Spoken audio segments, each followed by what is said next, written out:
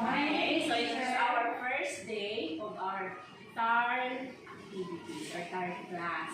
Okay, so kung mapapansin ninyo, meron kayo dito mga hindi kilala na na klase, doon pa sila sa ibang grade level. So ngayon, magkasama kayo kasi lahat kayo ituturuan para magtuto kayo sa mga basic operations. So ngayon, meron kayo dito subtraction at meron din multiplication group. Okay, so today, ang ating mga gagawin ay yung sa let us have a nature walk. No? So kanina, ginawa na natin yung kasi para advance tayo dun sa mga gagamitin natin ng material like yung stone. Okay, so nagawa na natin yung kanina, naglakad-lakad tayo sa buong school. So today, naman ay gagawin naman natin ay titingnan ko kung lahat kayo ay nakaka-recognize na ng number. So meron ako ditong number chart.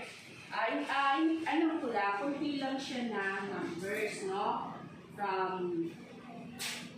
Okay, sige nga, tingnan ko nga kung alam niyo kung hanggang saan nagsimula yung number.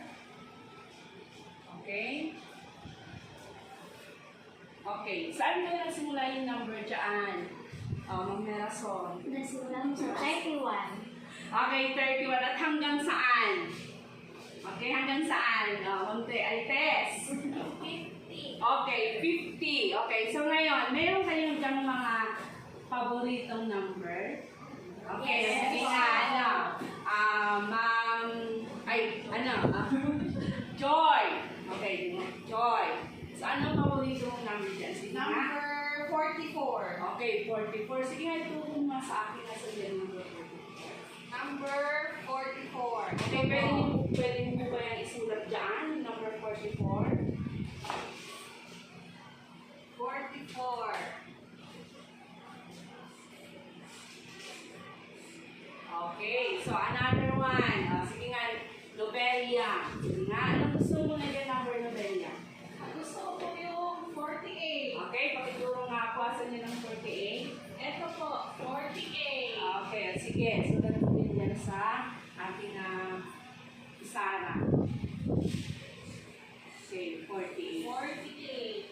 Okay, sige nga. Try nga natin na mabasa niyo talaga. Kasi parang sa tingin ko, alam na alam niyo ng mga numbers. Sige nga, basahin na lahat na ituturo ko.